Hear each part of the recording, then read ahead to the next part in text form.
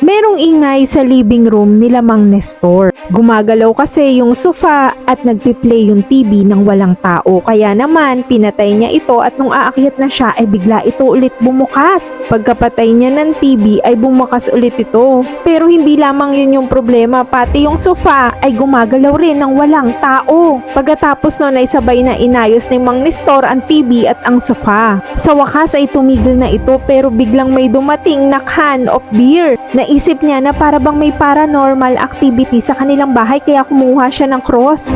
Pero hindi natakot yung multo. Sa halip ay umupo pa ito at nagtuloy na manood ng TV. Nakipag-agawan si Mang Nestor sa remote pero sadyang malakas talaga yung multo. Pati yung pamilya niya ay tumulong na rin hanggang sa mapaupo si Mang Nestor at nalaglag yung picture frame na kasama ang kanyang tatay at na-realize niya na yung tatay pala niya ang nagmumulto.